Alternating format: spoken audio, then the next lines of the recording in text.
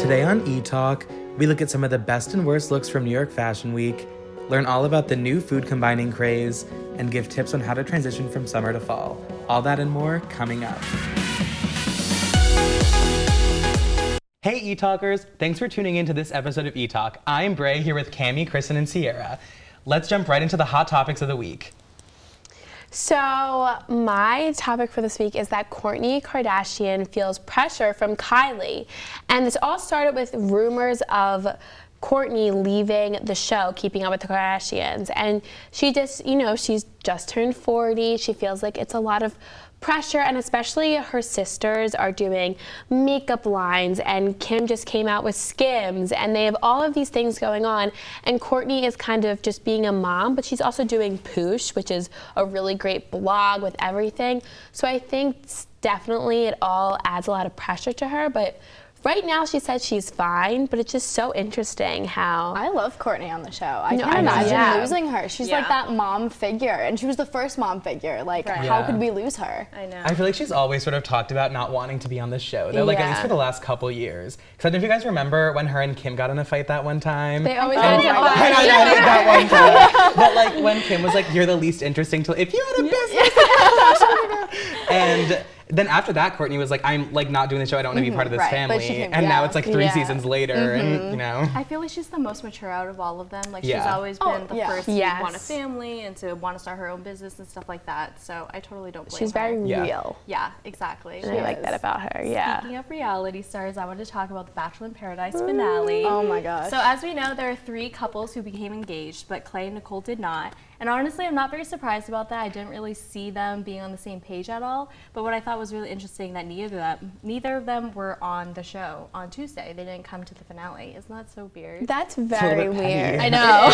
Yeah, it's just like they cut them out. I was like, bye. Like, don't even. I mean, I'm not sure if it's because they chose not to be there or if they couldn't make it or what it was. But I really wanted to hear where they were now. Especially because I know Nicole was spotted in New York City, and I don't know if they're like friends, if they're talking. I'm sure there's going to be news about it. I hope so. But like I want an 3 update. couples still. That was a great finale. Exactly. Who was your guys' favorite couple? I really liked Demi. Yeah, I would did have to too. say that's Queen my favorite Demi. too. Yeah. Of course. Yeah. I really didn't expect them to bring Christian on the show either, so that was kind of a twist. And but it made it like news. It made it more relevant to like everyone instead of just like the pop culture community, which I thought was really great. Yeah, I mean, it was the first time that has happened. Yeah. And Demi's really paving the way. So, speaking of Bachelor stars, have you guys heard about Demi Lovato and Mike Johnson? Yeah. Yes, Mike I love Johnson it. from Hannah Brown's season. So they went on a date a few days ago, and he leaked to Entertainment Tonight that they went on this date after they had been talking for some time. And if you guys remember, during Hannah Brown's season, Demi tweeted and said, "Mike, I'm ready for you. My mom already approved." she was obsessed with him during the season. I know. So like, what do you guys think? You think like it'll become a thing, or? Yeah, I mean, I definitely think like you see this happening with Tyler and Gigi. Yes. And I just think I like love Tyler, and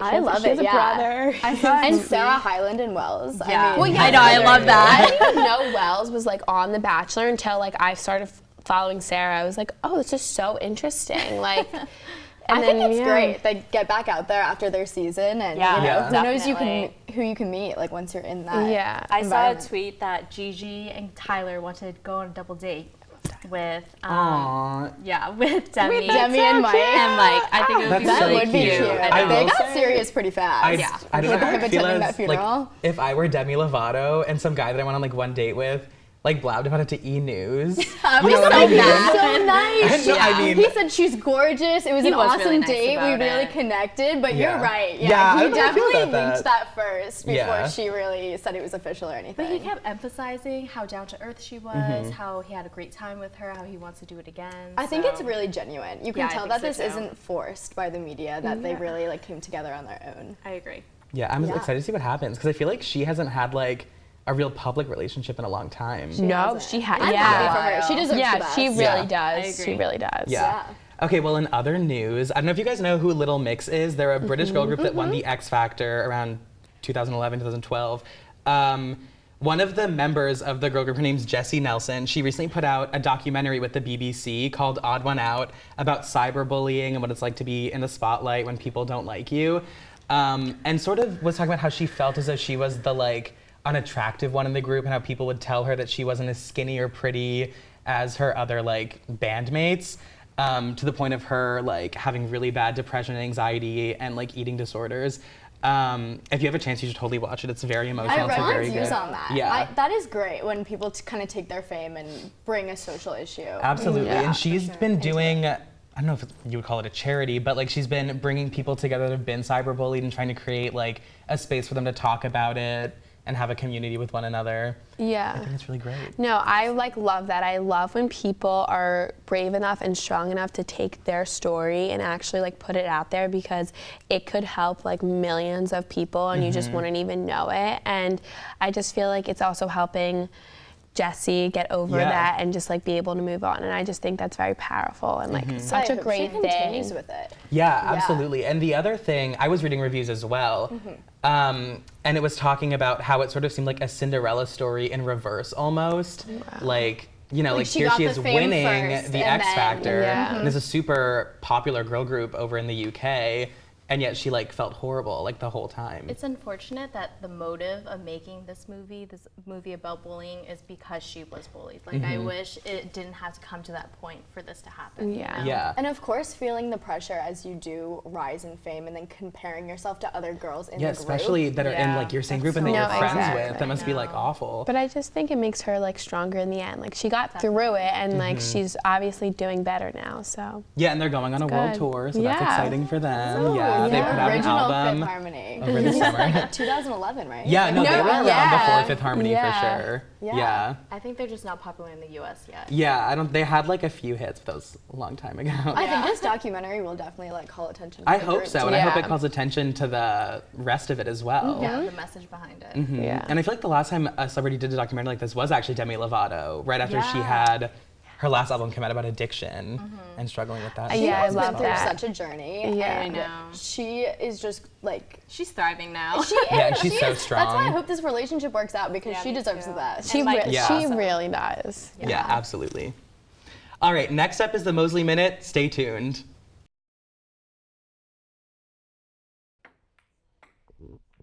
Oh, hey, Etalkers, it's Taylor.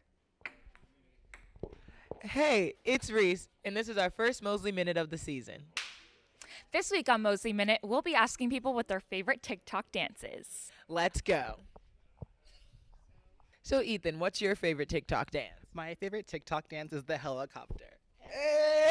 Abby, what's your favorite TikTok dance? I don't know the exact name, but we're just gonna do it for you. Okay, that's fine. Go ahead.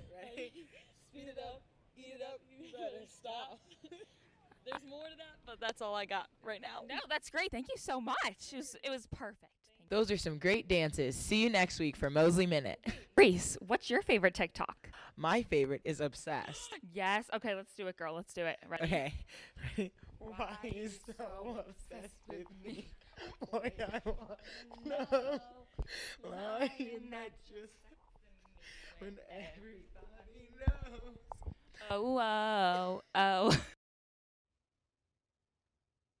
Hey everyone, welcome to Style Corner. I'm Quinn here with Charlotte, and we're showing you our favorite trends from this year's New York Fashion Week.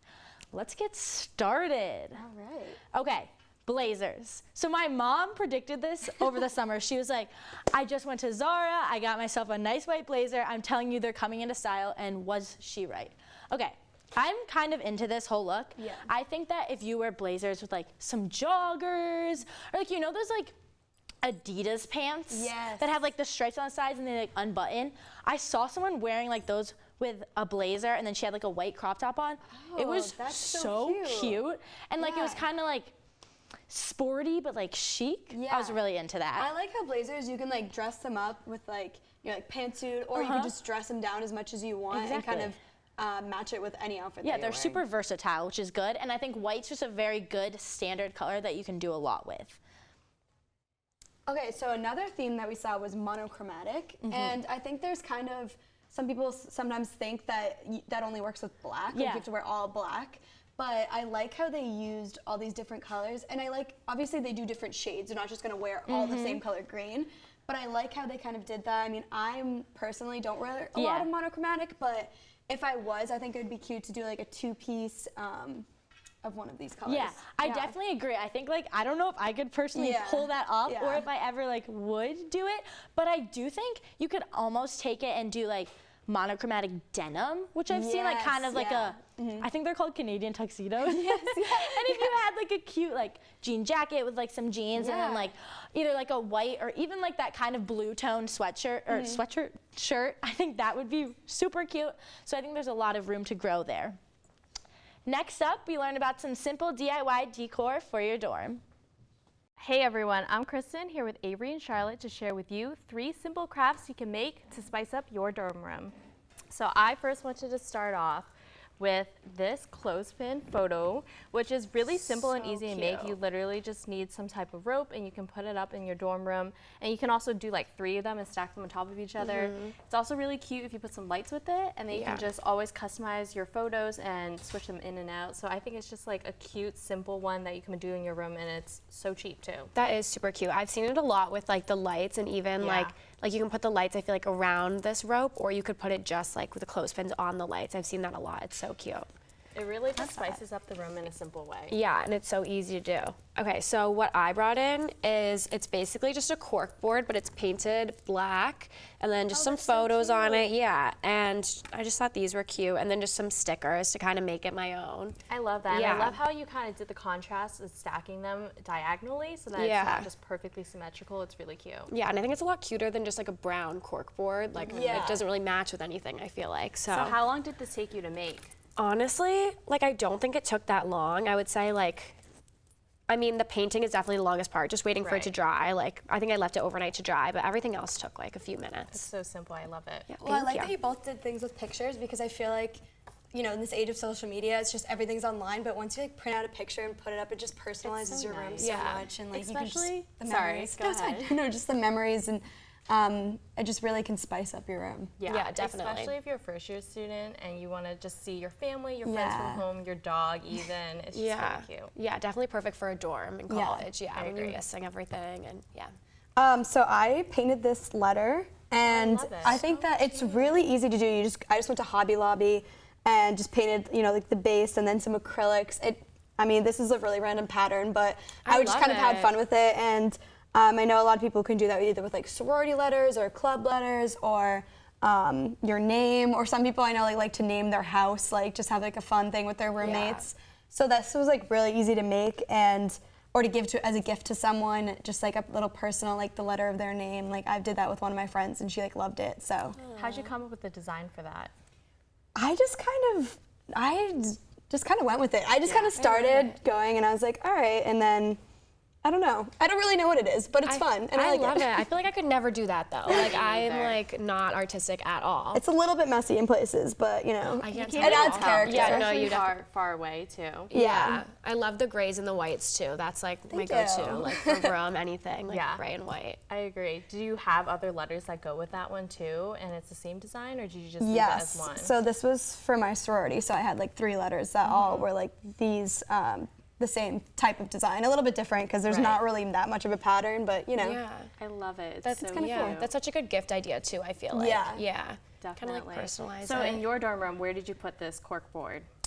So I have it hanging up. I had this last year too, so it's just I loved it so much I wanted to bring it this year. But I have it like right over my dresser, and like that's why I like the black, because nothing else would like go, I feel like. So well, thank you so much for sharing your crafts with us. Next up is Social Corner. Don't go anywhere.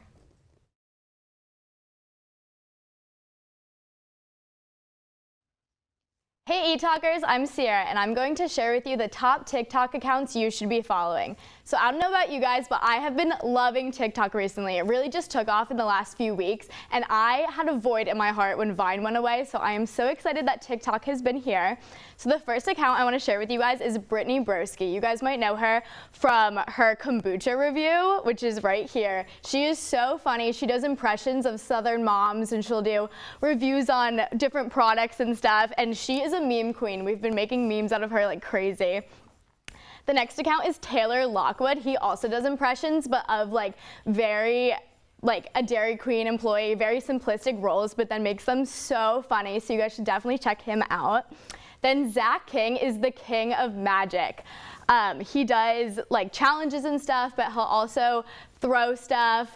His hanger one is really cool, so it looks like it's magic, but it's all about how he edits the videos. And then the last account, if you guys don't know who Loren Gray is, she has blown up. She is only 16 years old and she has 33 million followers already on TikTok. She's so funny and she just talks about, she's very relatable as a teen girl, so she'll talk about like issues in high school and just make them really funny and stuff. So you guys should definitely check them out and keep watching TikTok. Next up, we share with you the best ways to transition from summer to fall. Hey everyone, I'm Cammie here with Ethan and Matt to talk about the best ways you can transition from summer to fall. So I always have the hardest time transitioning. It's hard. I love summer, I live for summer, I live at the beach, and I just like, I love school, but it's just so hard for me to come back from being like near that, like the ocean and the sand to like Elon. And so what I kind of do is I make sure that I always have pictures of like my summer near me and just like in my dorm room, like I have a big picture of the beach.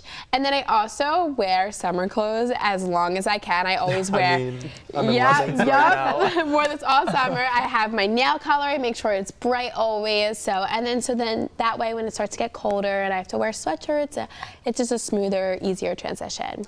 Yeah, I kind of agree with that. I love summer, but at the same time, I'm tired of sweating.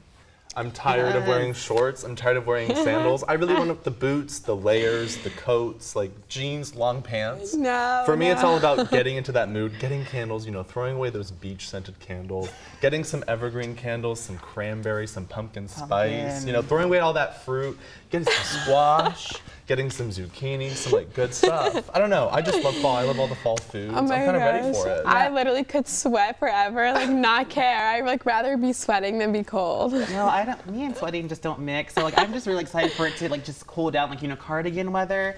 I just love layering up and making sure that like, you know, what outfit I'm wearing, it's a good outfit. I can like dress up every day. I can dress down. You know, shorts are still kind of optional in the fall, but you know, people are able to versatile themselves more, and I really love having that like 60, low 70 degree, that way like it's perfect, it's not hot, it's not cold, but you know, you're able to kind of just wear whatever you want, and like, you know, you can see people who have like shorts, you have people who have pants, and it's just really nice to see everyone just kind of do their own thing when fall comes, because you have people who are like, oh, you're crazy because you're wearing shorts, and like, oh, but it's too hot for you to wear shorts, but it's just like, people are just, they're all different when it comes to fall, and I really love that. And back to like your thing with the beach, like, you know, for me, I have all my pictures from my summer experiences, I really love it. It's just really good memories to have, to look back on, just like, yep, you know, we'll be there in like 10 months all over again. But you know, I'm really excited just for the fall to just kick right in. Like, it's getting colder right now, and I'm really loving it. I've been loving it. I'm not. I woke up, I was like, ah. Up next, we have We Talk Health. Hey everyone, I'm Avery here with Quinn, and today we are going to look at the new craze of food combining. The things I could say about this. I feel that. Honestly, I feel that. So for those of you who don't know, I feel like a lot of people do know, but for those who don't, food combining is basically this new way of eating that an Instagrammer, Kenzie Burke, kind of came up with. So she came up with all of these different rules, basically about like when to eat your food. So like, it's so weird. It's things like you can only eat fruit like in the morning, or else she thinks it'll like kind of rot in your stomach and bloat you. That's what really gets me going about this. Yeah. She allegedly is saying like, oh, if you eat your fruit after, say like, you know, if you're feeling a little healthy, you're like, oh, I'm gonna have some strawberries for dessert instead of a chocolate ice cream, bar. She like recommends not doing that. She recommends only having your fruit in the morning as your first thing on an empty stomach, because if not, it like sits and rots in your stomach. Which I'm pretty sure isn't true, but she has definitely gotten a lot of girls to join her movement of food combining. Which is not, I don't think it's a good thing. So basically, at first, everyone was like, oh my gosh, this is amazing. Like, I can eat all the food I want. I just have to do it at the right time. But basically what was happening is everyone was becoming very like obsessive about it. So like, I could eat this at this time and this at this time. And it just honestly, it caused so much trouble for so many people. Yeah, and it's definitely something to look into. So next up, we see what Matt has cooking in the ETalk kitchen.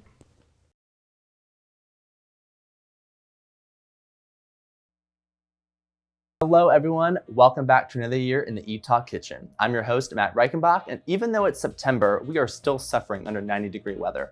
But what better way to celebrate that than with a nice chilled summer salad? So today I will be making a watermelon and feta salad, and the best thing is, there is no cook time. All you gotta do, chop up a few ingredients, mix it in a bowl, and serve. Let's get started. To start off, first we're gonna deal with the dressing of the salad. And all it is olive oil, salt and pepper, lemon juice, and Tabasco. So first we're gonna measure out 1/3 cup of olive oil. This is really the only thing I'm measuring just because I don't want the salad to be really oily that it's just like really not pleasurable to eat. So first we're gonna start with that. Then we're gonna add some Tabasco. Not a lot.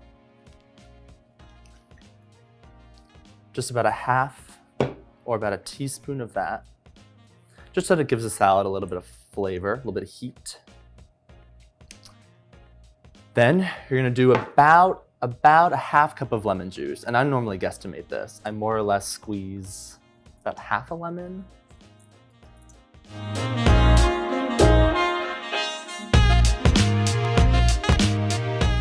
And lastly, salt and pepper. Not a lot, but just some for taste.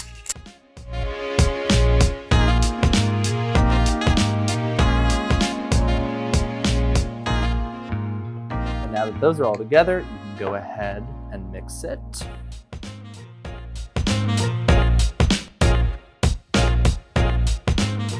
And in the end, you'll kind of have like a dressing like so.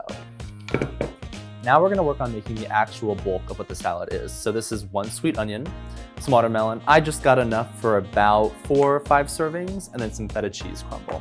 So first, to start out, we're gonna start by dicing the sweet onion. And make sure when that you're cutting this, you want the onion to be pretty thin because no one wants an overwhelming amount of onion in anything.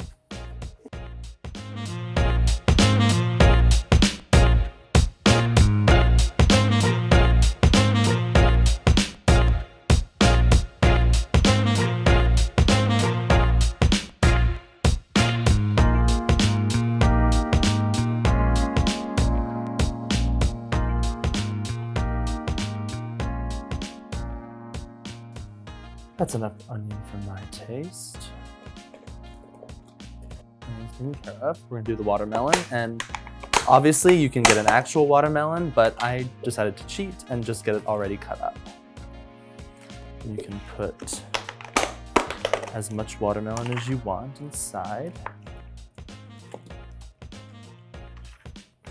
And then lastly, just crumple some feta on top. Again, measurements are subjective.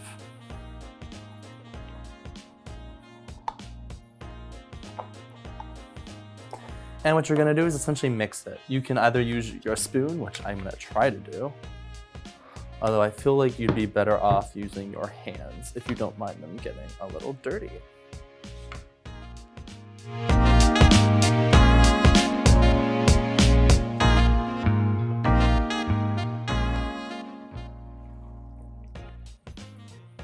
Alrighty. That should be all good to go. And now the easiest step. All we gotta do is plate and serve. So first, just gonna spoon some out to a plate.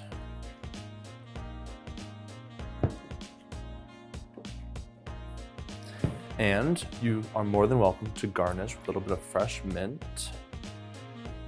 Just, you know, be bougie, treat yourself. We were back at school, it's stressful. Get some fresh herbs on there.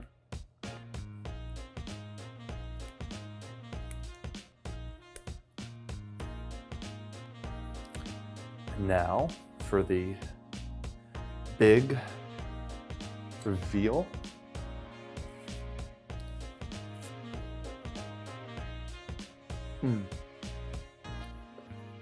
Sweet with the watermelon. You got the tang with the lemon. You got the heat with the Tabasco. And the bitterness in the feta. That's all you need. Well, I hope you enjoyed this, and I hope you enjoy making it yourself at home. That's it here at ETalk, and I will see you next week. Hi Etalkers, I'm Bray here with Taylor and Kristen, and right now we're gonna play a game of Heads Up, Elon edition. Okay, so I guess I have to guess. Yeah. Okay. All right, let's get started. Okay, so this is a dining hall at Elon. Yeah, it's the main one, like I think one of the first ones. Yeah, and I think Lakeside. a lot of good job. Ooh.